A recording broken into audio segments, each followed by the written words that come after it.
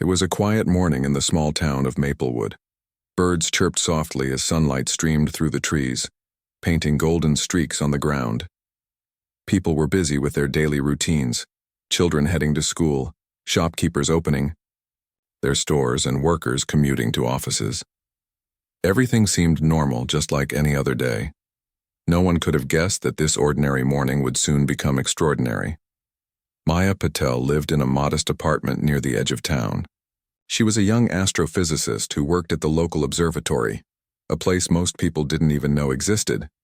To her neighbors, she was just another friendly face they occasionally saw walking her dog or buying groceries.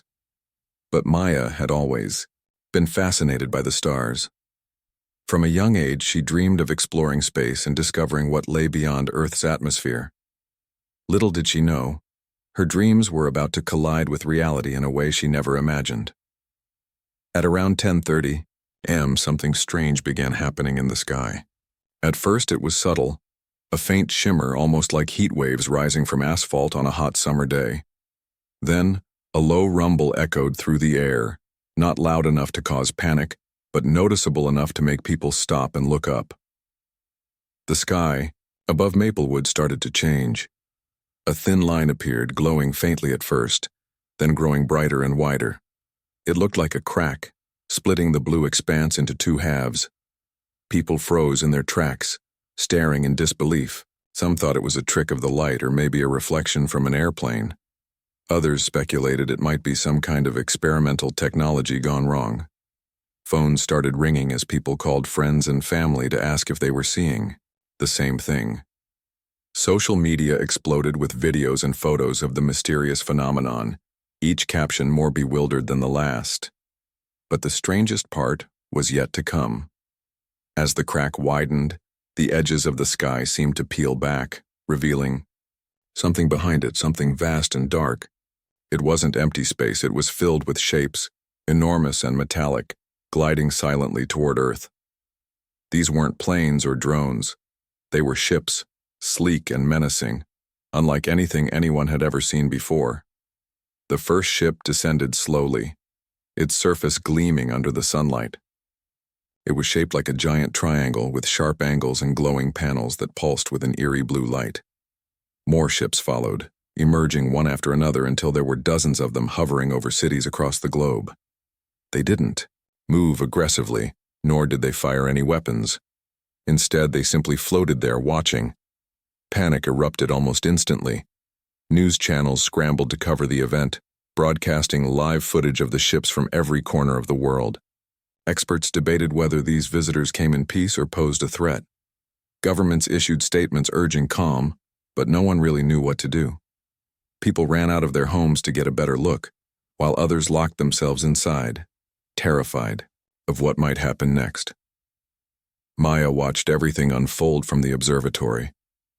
She had been analyzing data when the sky split open, and now she stood outside, her eyes wide with wonder and fear. Her heart raced as she tried to process what she was seeing. These ships weren't human-made, that much was clear. Their design was too advanced, too alien. For years, scientists had speculated about extraterrestrial life, but now it was here, undeniable and real. As she stared at the largest ship hovering directly above her town, Maya felt a mix of emotions. Part of her was thrilled. This was the moment she had waited for her entire life. Another part of her was terrified. What did these aliens want? Were they here to explore, conquer, or destroy? There were so many questions and no answers in sight. Her phone buzzed incessantly with calls and messages, but she ignored them, focusing instead on the task at hand. If anyone could figure out what was happening, it was her. She rushed back, inside the observatory, and began gathering equipment, telescopes, sensors, recording devices.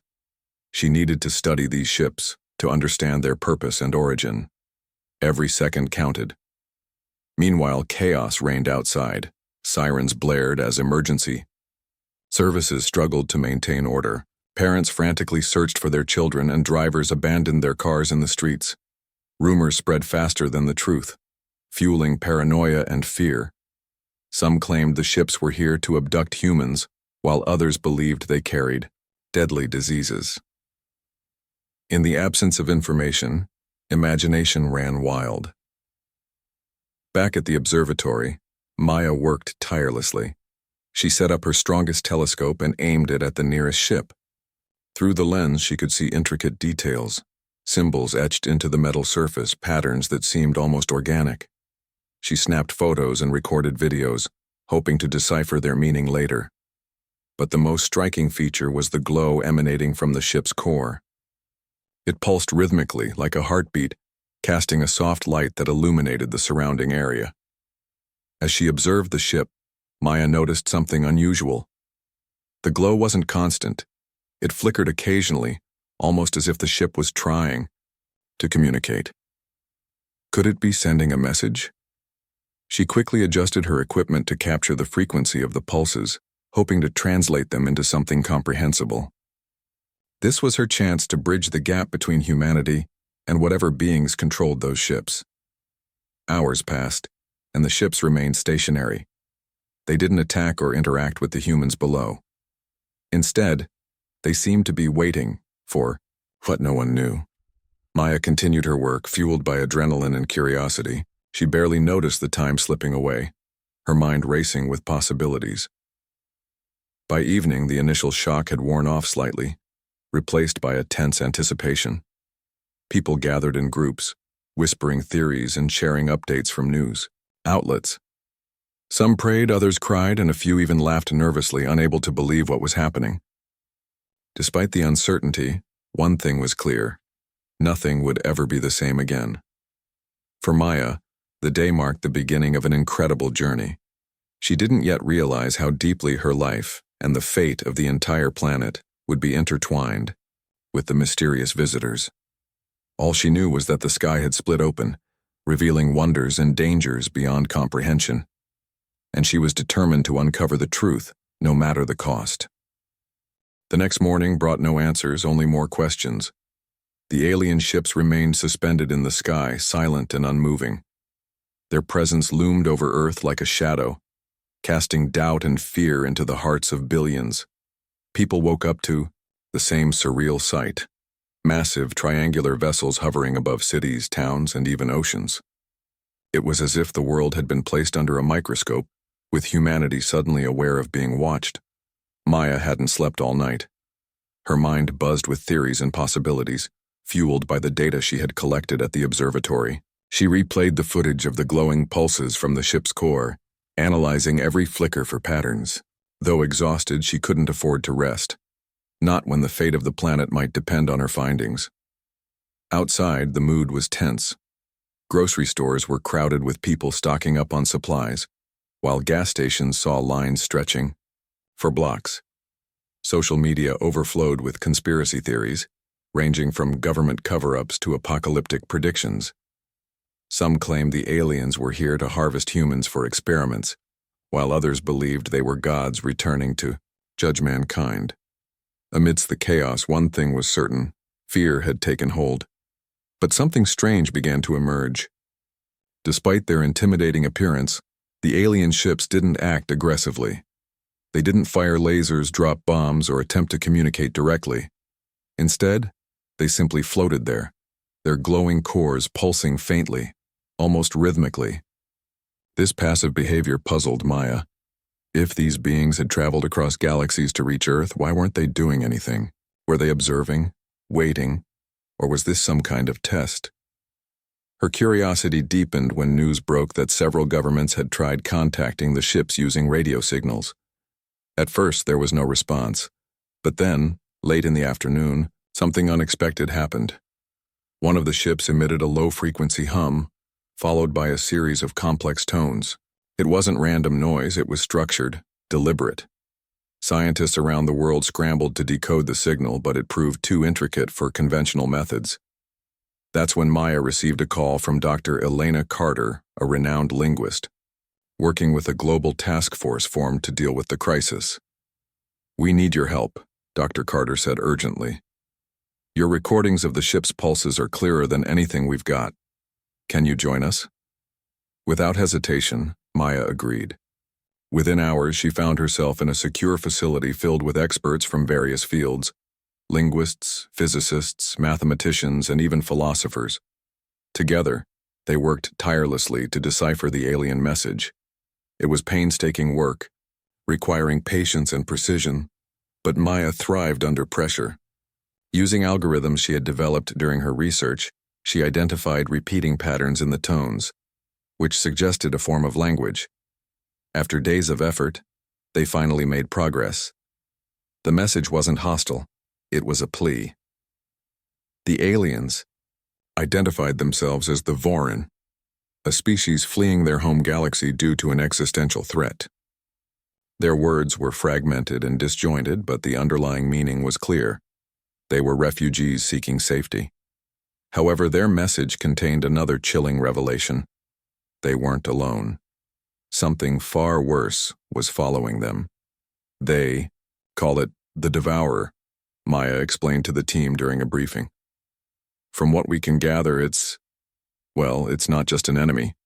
It's a force of destruction that consumes entire star systems. The Vorin have been running from it for centuries, but now it's catching up.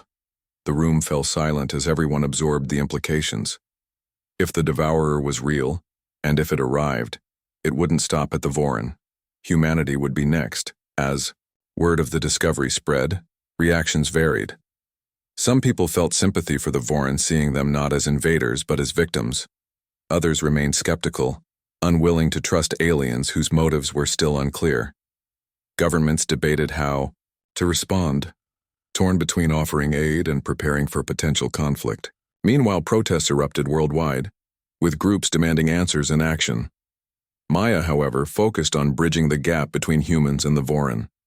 With the help of the task force, she refined her translation algorithms, enabling two-way communication. Slowly but surely, humanity began exchanging messages with the aliens. Through these interactions, a clearer picture emerged of who, or what, the Vorin truly were.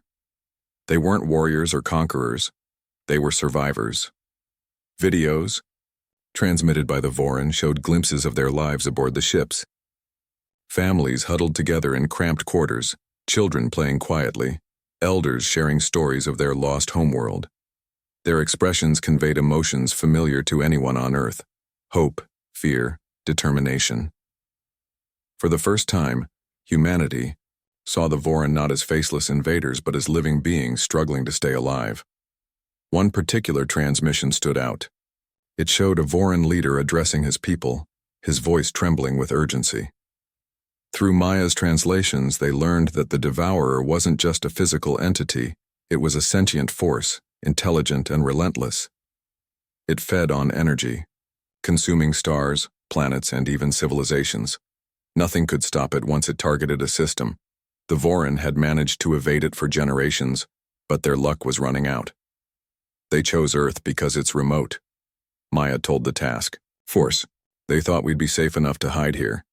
But if the Devourer finds them, we won't stand a chance. Despite the grim outlook, Maya refused to give up. She believed that humanity and the Vorin could work together to survive. Her optimism inspired others, including key decision-makers who initially doubted the aliens' intentions. Slowly, plans began taking shape. Engineers studied the Vorin's technology, adapting it to enhance Earth's defenses. Farmers donated food supplies to sustain the alien population temporarily housed in orbit. Even ordinary citizens pitched in, organizing donation drives and volunteering to assist wherever needed. Yet, not everyone shared Maya's hope. Skeptics argued that helping the Vorin would only bring danger closer. Conspiracy theorists accused the government of colluding with the aliens, claiming they were hiding secrets about the Devourer. Protests turned violent in some areas, with clashes breaking out between those advocating cooperation and those demanding isolation. Amidst the turmoil, Maya stayed focused. She knew time was running out. Every day brought the possibility of the Ike Devourer's arrival, and humanity wasn't ready. But she also saw glimmers of unity. For the first time in history, nations put aside their differences to work toward a common goal. Scientists collaborated across borders, sharing knowledge and resources. Communities rallied together, proving that kindness and resilience could flourish even in the darkest times. One evening, as Maya reviewed new data from the Voron, she noticed something peculiar. Hidden within their transmissions was a pattern, a frequency that matched the pulses from the ship's core. It wasn't part of their language. It seemed to serve a different purpose. Intrigued, she ran simulations to analyze its function. What she discovered shocked her. The frequency acted as a beacon, drawing attention to its source. In other words, the Voron ships were broadcasting their location, not intentionally, but as a side effect of their technology. Realizing the implications, Maya rushed to inform the task force. If the Devourer tracks energy signatures, it'll find us faster because of this, she warned. We need to shut it down immediately. Her warning sparked urgent discussions. Shutting off the beacon meant cutting off communication with the Voron, leaving both species blind to each other's actions. Yet keeping it active risked leading the Devourer straight to Earth. After hours of debate, a compromise was reached. The beacon would remain active for now, but engineers would develop a way to mask its signal without severing contact. As the days passed, Maya grew increasingly aware of the stakes. Helping the Voron wasn't just about saving them, it was about saving humanity too. If the Devourer arrived, neither species would survive. But if they worked together, there might be a chance, however slim, to protect Earth and preserve life. Though fear lingered in the air, moments of connection gave Maya hope. During one exchange, a Voron child sent a drawing of Earth, depicting it as a bright sphere surrounded by stars. Below the image were symbols translated as, "Thank you." Tears welled up in Maya's eyes as she realized the depth of gratitude behind the gesture. These weren't monsters. They were families, just like hers. And so, humanity prepared for the unknown. The alliance between humans and the Voron grew stronger, built on mutual trust and desperation. Maya played a pivotal role, ensuring that communication remained open and strategies aligned. She often wondered what the future held, if they could truly stand against the Devourer or if their efforts would prove futile. But for now, she held on to hope.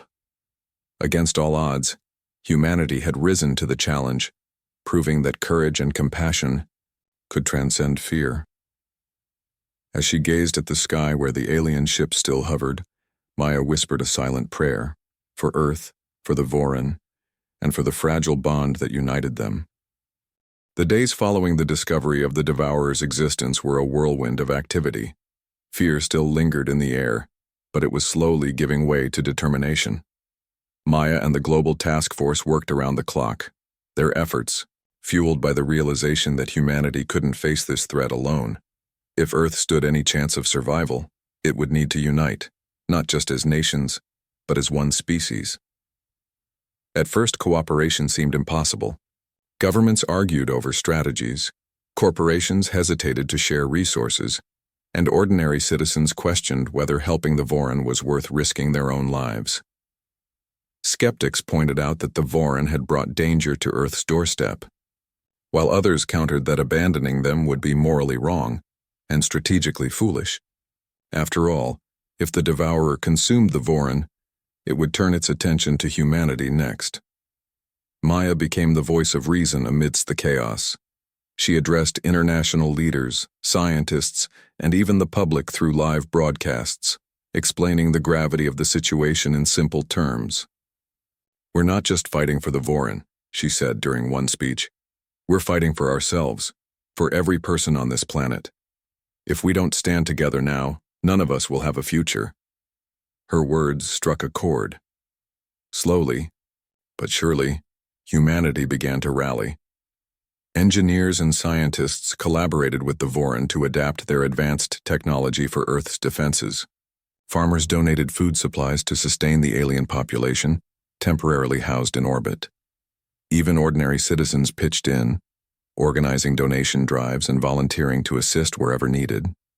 For the first time in history, humanity acted as one species rather than divided nations. In Maplewood, where Maya lived, the transformation was visible. Neighbors who had once barely spoken to each other now worked side by side, building shelters and preparing emergency kits. Schools converted, gyms into supply distribution centers, while local businesses offered free services to support the cause.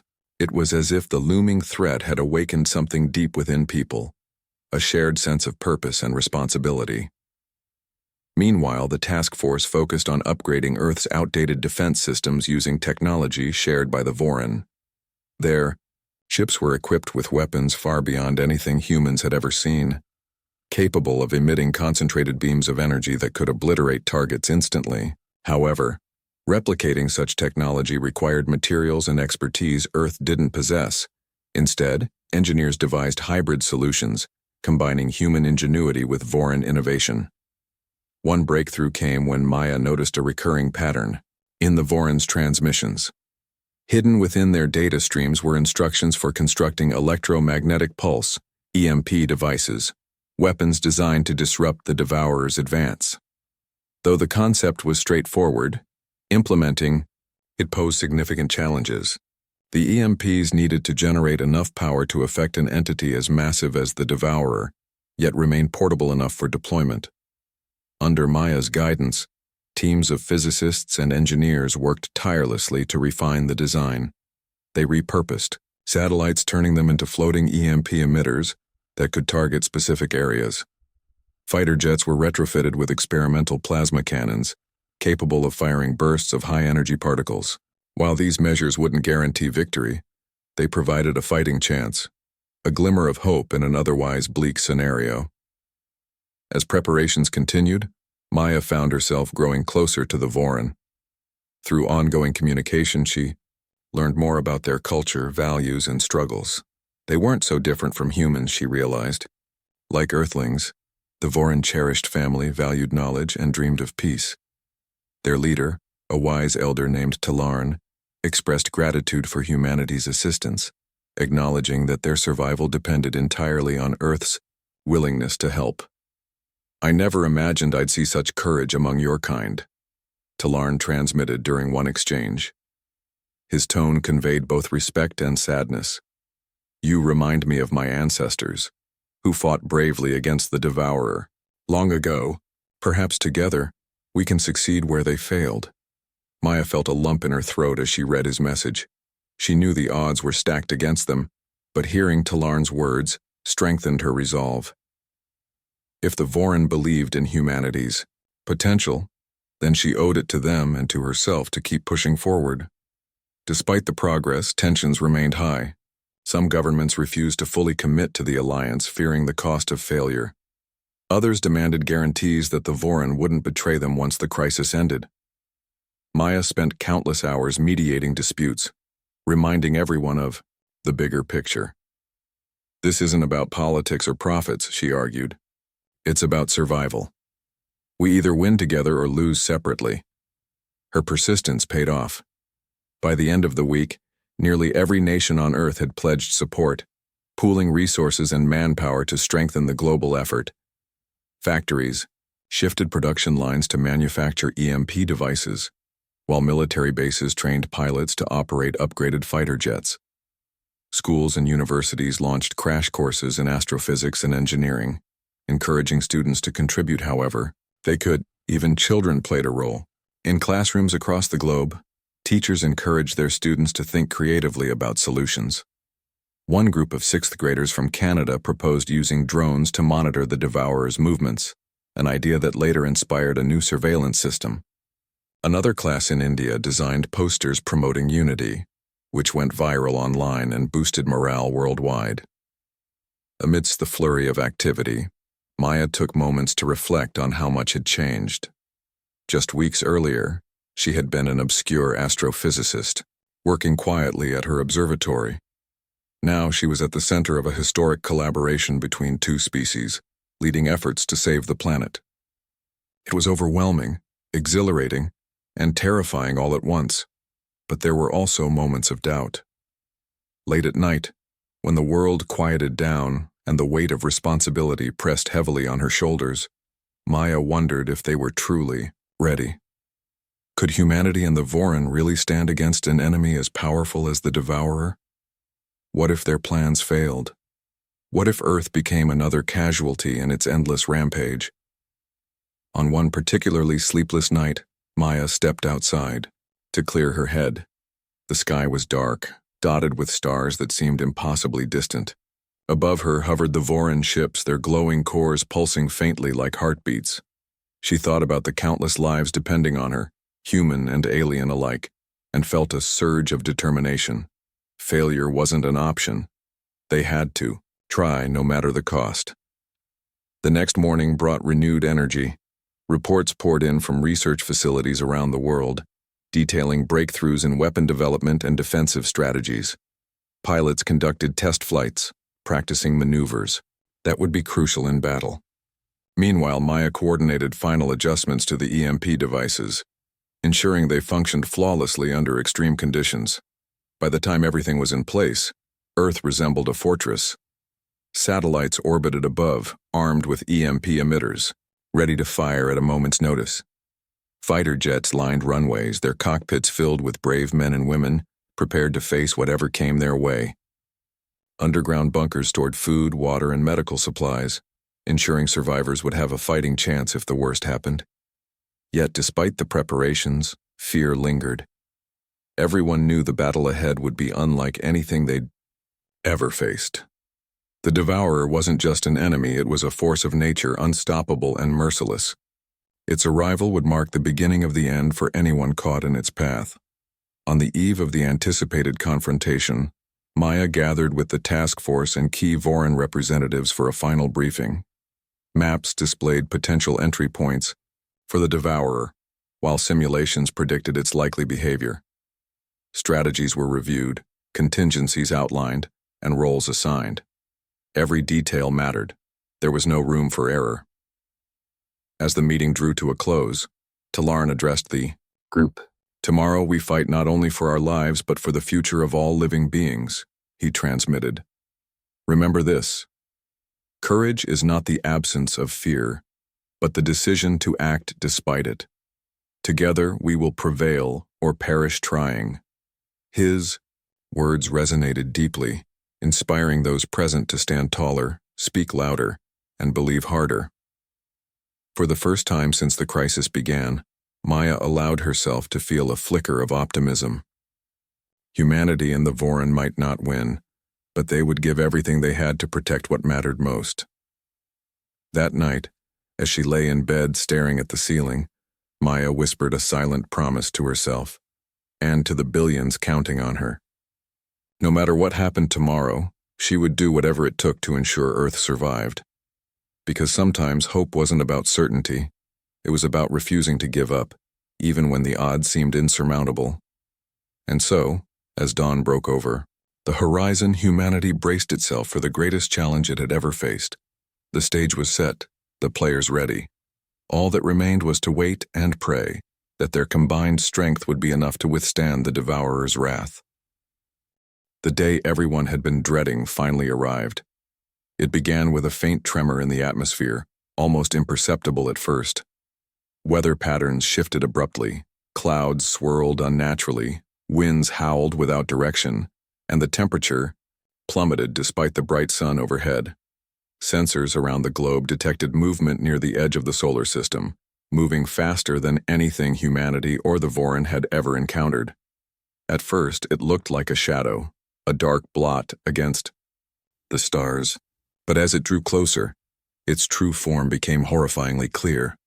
The Devourer was unlike anything Maya or anyone else had imagined. It wasn't a ship, a creature, or even a singular entity. It was a swirling mass of darkness, dotted with fiery, red eyes that seemed to pierce through space itself. Its edges writhed and twisted like living tentacles, consuming everything in its path. Stars flickered and vanished as it passed, leaving behind only emptiness. Panic erupted across Earth. News outlets broadcast live footage of the Devourer's approach, showing its monstrous size and relentless speed. People gathered in streets, parks, and rooftops, staring up at the sky in stunned silence. Some prayed fervently while others broke down in tears. Governments issued evacuation orders, urging citizens to seek shelter underground. Schools, offices, and public spaces transformed into emergency bunkers, stocked with supplies for what could be humanity's final hours. Maya stood at the command center, her heart pounding as she watched the monitors displaying real-time data about the Devourer's trajectory. Every calculation pointed to one conclusion. If Earth wanted to survive, they needed to act immediately. She turned to the task force in Tilarn, the Voron leader who hovered nearby via holographic projection. "This is it," she said, her voice steady despite the fear clawing at her chest. "We have no time to waste." The plan was simple but risky. Humanity and the Voron would use their combined forces to lure the Devourer close enough to the sun, where its gravitational pull might destabilize the creature's structure. Fighter jets armed with experimental plasma cannons would engage from above while satellites equipped with EMP devices targeted its core. The Voron ships would provide cover, using their advanced shields to protect Earth from collateral damage. Timing was critical. One wrong move, and the entire operation would collapse. As the battle commenced, chaos reigned. Fighter jets roared into the sky, their engines screaming defiance against the approaching terror. Pilots followed carefully choreographed maneuvers, firing bursts of energy at the Devourer's writhing tendrils. Each shot illuminated the darkness, briefly before being absorbed into its endless void. Meanwhile, satellites released EMP pulses, creating shockwaves that rippled across its surface. For a moment, it seemed like the strategy might work. The creature hesitated, its movements slowing slightly. But then, the Devourer retaliated. With a deafening roar that echoed through space, it unleashed a wave of destruction so powerful that it knocked several jets out of the air. Cities shook violently as fragments of debris rained down, causing widespread devastation. Communication channels buzzed with frantic voices as pilots reported casualties and structural failures. Despite their best efforts, humanity's defenses were crumbling under the sheer force of the Devourer's attack. Inside the command center, Maya clenched her fists, watching helplessly as the situation deteriorated. "There has to be another way," she shouted, scanning the screens for any sign of weakness. Her eyes darted back to the earlier recordings of the Devourer's behavior during initial tests. Something nagged at her memory, a detail she had overlooked before. Then it hit her. "Wait," she exclaimed, grabbing the attention of everyone in the room. "Remember when we first analyzed the Devourer's reaction to light frequencies? Look at this." She pulled up footage showing how the creature flinched whenever exposed to certain wavelengths emitted by the Voron ships.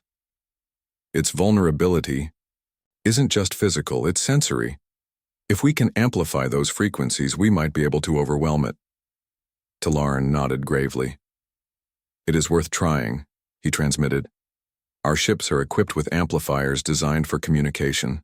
We can modify them to emit concentrated beams of light." Without wasting a second, Maya relayed instructions to the engineering teams. Within minutes, Voron ships adjusted their systems, focusing their glowing cores on the Devourer. Beams of intense light shot out, bathing the creature in radiant waves. At first, there was no visible effect. But then, something extraordinary happened. The Devourer recoiled, its tendrils retracting as if burned. The red eyes dimmed, and its movements slowed dramatically. Encouraged by the results, Maya ordered all available resources to double down on the strategy. Satellites redirected their EMP pulses to synchronize with the light beams, creating a dual assault that pushed the Devourer further toward the sun. Fighter jets regrouped, targeting weak points revealed by the creature's hesitation. For the first time since the battle began, hope flickered in the hearts of those fighting. But victory came at a cost. Several Voron ships sacrificed themselves to shield Earth from the Devourer's counterattacks, their glowing cores extinguishing one by one. Pilots risked their lives to buy precious seconds, knowing full well they might not return. On the ground, civilians huddled together, praying for the brave souls risking everything to protect them. Finally, after hours of relentless effort, the impossible happened. The Devourer reached the sun's gravitational field, its massive form straining against the pull. As it struggled, Maya gave the order to fire every weapon they had left. All remaining EMP devices, plasma cannons, and amplified light beams converged on the creature simultaneously. A blinding flash erupted, engulfing the devourer completely. When the light faded, the monster was gone, collapsing into itself and vanishing in a burst of energy that lit up the entire solar system. Cheers erupted across Earth and among the surviving Voron ships. Pilots embraced each other in midair while engineers and scientists hugged in celebration. In the streets below, people cried tears of joy, hugging strangers and shouting in relief. Against all odds, humanity and the Voron had succeeded. Maya sank into her chair, overwhelmed by exhaustion and emotion. Tears streamed down her face as she realized the magnitude of what they had achieved. They hadn't just saved Earth. They had proven that unity and courage could overcome even the most daunting challenges. And though the scars of battle would remain, so too would the lessons learned. That compassion transcends species, and strength lies in standing together. As night fell over Maplewood, Maya stepped outside to gaze at the stars.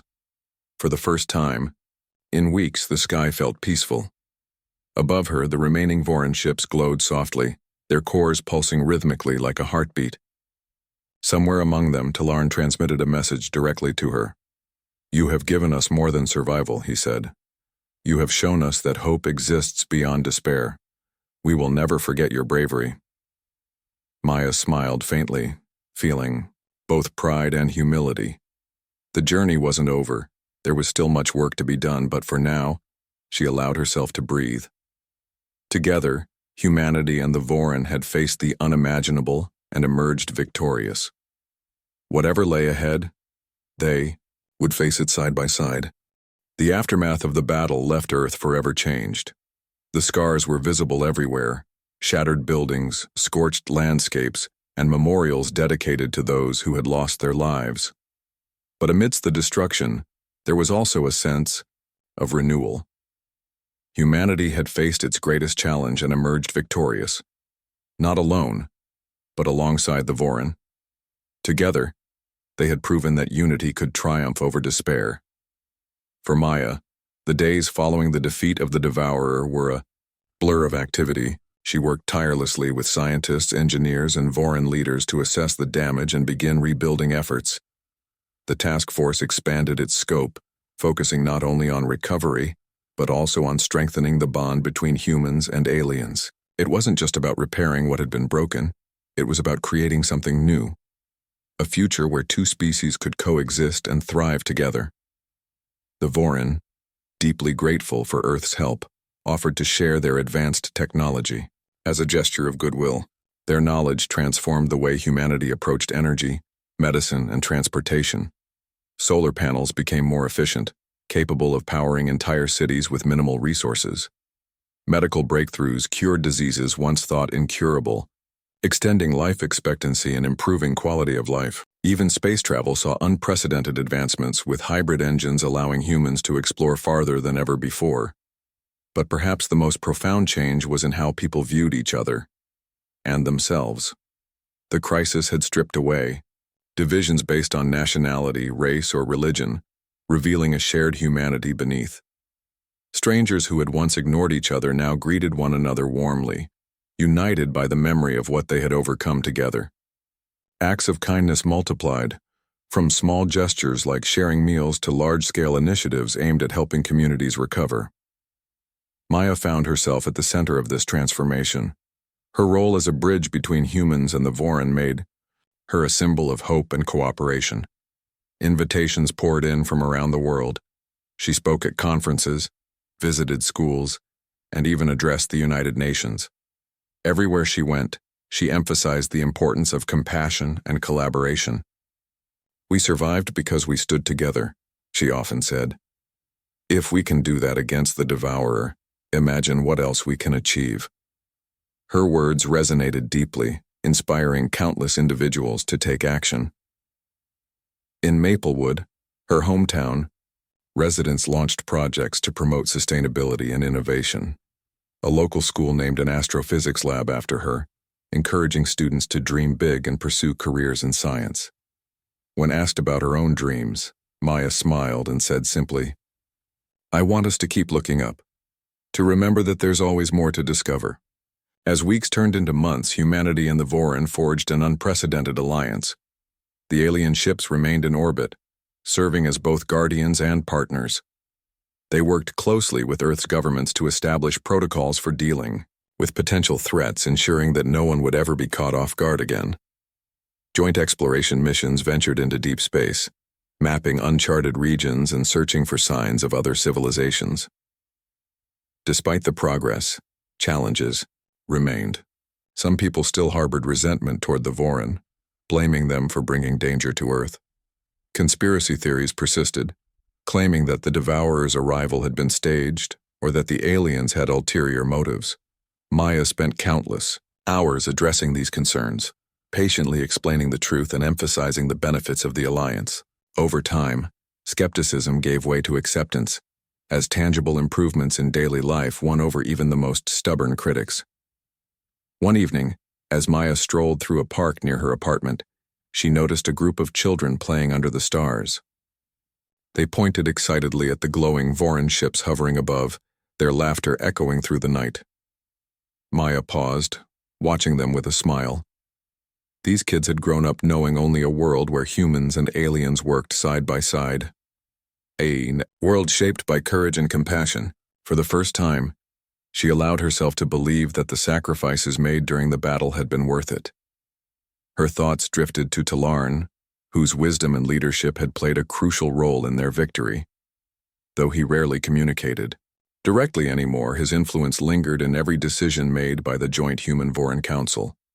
During one of their final exchanges, he had transmitted a message that stayed with Maya long after their conversation ended. "Your species has shown great strength," he said, "but your true power lies in your ability to dream. Never stop dreaming, Maya Patel. The universe is vast and your journey is just beginning." Those words echoed in her mind as she gazed up at the sky. The stars seemed brighter now, their light carrying a promise of endless possibilities. Somewhere out there, beyond the reach of Earth's atmosphere, lay mysteries waiting to be uncovered. Maya knew that humanity's encounter with the Vorin and the Devourer was only the beginning of a much larger adventure, an adventure where Earth would no longer stand alone among the stars. In the years that followed, Maya continued to push boundaries, leading research teams and advocating for further exploration. She traveled to distant planets aboard hybrid spacecraft, marveling at landscapes unlike anything on Earth. Each discovery fueled her curiosity, reminding her why she had fallen in love with the cosmos in the first place. Alongside her, the Vorin shared their own stories, enriching humanity's understanding of the universe. Back on Earth, life flourished in ways no one had anticipated. Cities rebuilt themselves using sustainable designs inspired by Vorin architecture. Education systems evolved, teaching children not just about their own planet but about the interconnectedness of all living beings. Art, music, and literature reflected this newfound perspective, celebrating diversity and resilience. Maya often reflected on how far they had come since that fateful day when the sky split open. What had started as fear and uncertainty had blossomed into hope and unity. Humanity had faced its darkest hour and emerged stronger, wiser, and more compassionate than ever before. On a quiet morning, Maya returned to the observatory where it all began. The equipment she had used to decode the Vorin's messages still sat in the corner, gathering dust. She ran her fingers over the telescope, remembering the night she had spent staring at the stars, wondering if anyone, or anything, was out there. Now she knew the answer. Yes, there was life beyond Earth. And yes, it was possible to build bridges across galaxies. As sunlight streamed through the windows, Maya made a silent promise to herself. No matter what challenges lay ahead, she would continue exploring, learning, and dreaming. Because the universe was vast, full of wonders yet unseen, and humanity, alongside its newfound allies, was ready to embrace whatever came next. With a final glance at the horizon, Maya stepped outside. Above her, the Vorin ships gleamed softly, their cores pulsing like heartbeats. Below her, the world buzzed with life, renewed and hopeful. For the first time in a long while, Maya felt truly at peace. The sky might have parted once to reveal danger, But it had also unveiled opportunities for connection, growth, and discovery. And so, life continued, forever changed by the day humanity looked up and realized it wasn't alone.